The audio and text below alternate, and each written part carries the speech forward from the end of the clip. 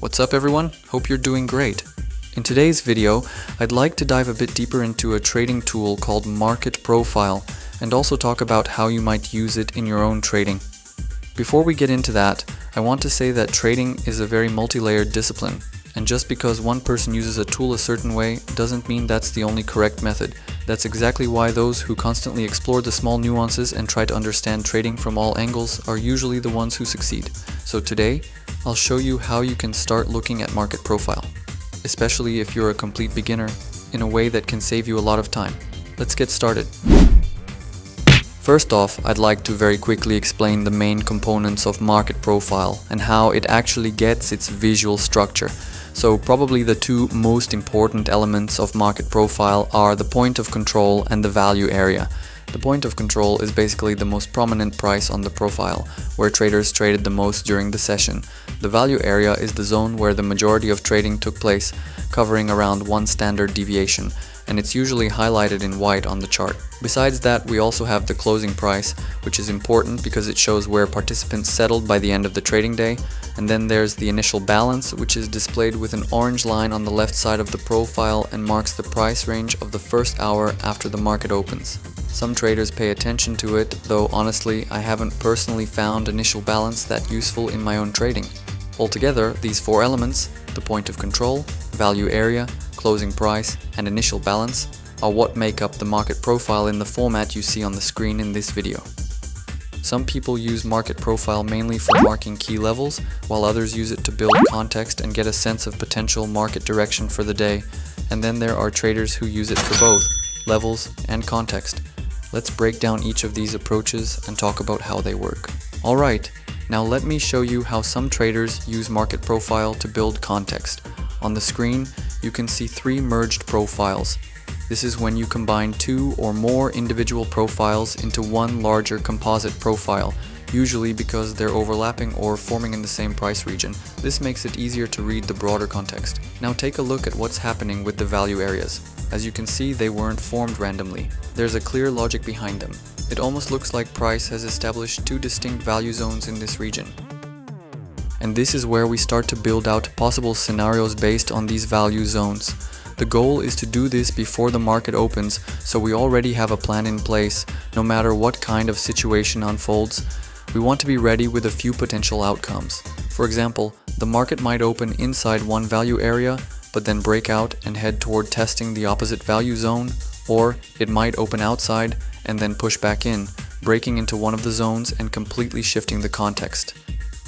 Now let's see what can happen next as we keep moving forward through the chart.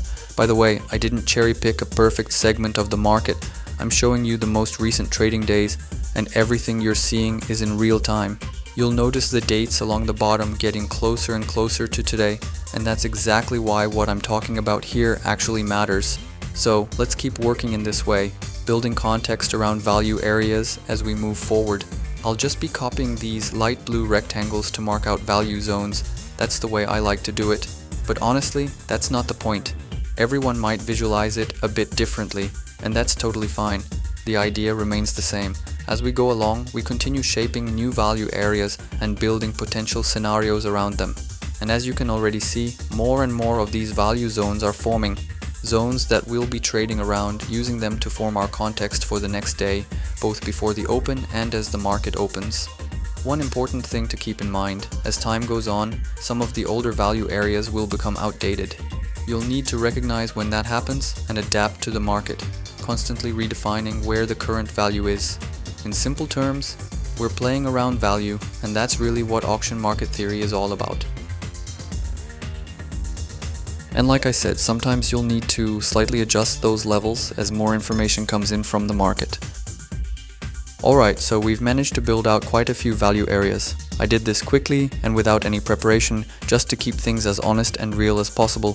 So yeah, maybe I missed a few small things here and there, but overall, it turned out pretty well. Now we can use all of these value zones to start building potential scenarios, how price might move, what could happen if certain things play out, and so on. This is exactly how you use Market Profile in a contextual way, and in my opinion, it's one of the most logical ways to read market movement day by day, watching how the market moves from one value area to another, while continuously forming new value as it goes. Now let me show you a method that, in my opinion, defines these value zones more precisely and that you can also use to build your levels more accurately than in the previous example. I'm not going to unmerge the market profiles, I'll keep them as they are, but I've adjusted the levels based on the 50-day volume profile, which you can see on the right-hand side of the screen. This is the profile I personally recommend if you want to define your levels with maximum precision, combining accurate levels with a clear context of how the market is moving from one zone to another. Just look at how cleanly the levels line up, highlighting specific value areas. It's a kind of synergy between market profile and the volume profile. That's exactly how you get the best of both worlds. Levels plus context, working together around key zones of value. If you'd like, you can even customize the colors of each value zone to match your personal style, or keep it simple and just stick to the levels. Totally up to you. To create these levels, the first thing we need to do is set up a 50-day volume profile in Sierra Chart and place it on the right-hand side of the screen. Then we use the low volume nodes from that profile to define our levels. In simple terms, you're looking for sharp drops in volume, usually near the edges of high volume areas, and trying to mark a level as accurately as possible right at that drop. Once you've done that, congrats! You've got your first key level for the day. And now you can start building your daily trade plan and forming trading ideas around that level using the context we talked about earlier. Now let me open up a 5-minute chart in Sierra Chart where I've copied all of these levels, and together we'll take a look at how price interacts with them and how often they act as key decision points.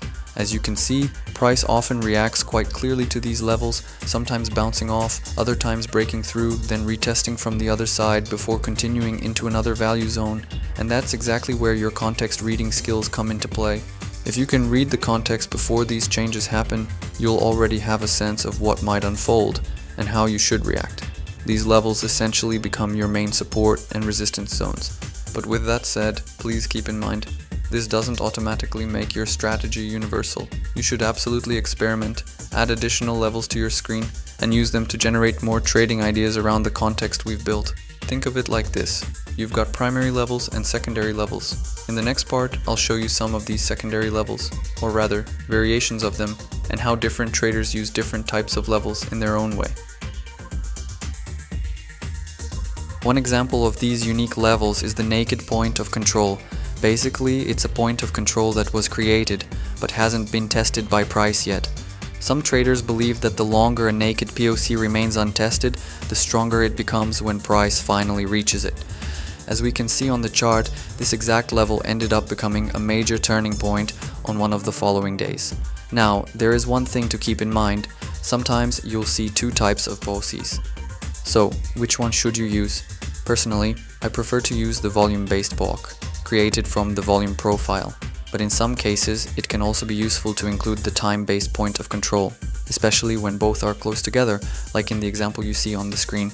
In that case, you can mark it similarly to how we did earlier, using a rectangle, but just use a different color to separate it visually from the others.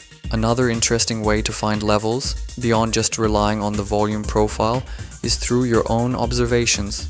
Specifically, by spotting potential micro-low volume nodes on individual market profiles. For example, you might notice sharp volume drops in certain areas on single session profiles, while those same areas might be much less visible, or not visible at all, on the full volume profile on the left. By marking these potential micro levels within the larger context, you'll start to notice how they actually influenced price. Like in our case, during Friday's trading session, we can clearly see some reversals happening right at those levels, which shows their significance even if they don't jump out on the main volume profile. Alright, so today we talked about market profile and volume profile, and here's the main thing I want to leave you with. If you truly want to become a trader, it's not enough to just learn one tool or concept.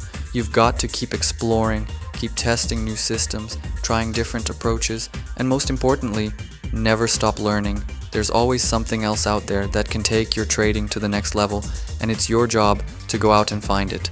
Drop a comment below and let me know what other topics you'd like to see covered in future videos. I'll do my best to make it happen. Thanks for watching, and I'll see you in the next one.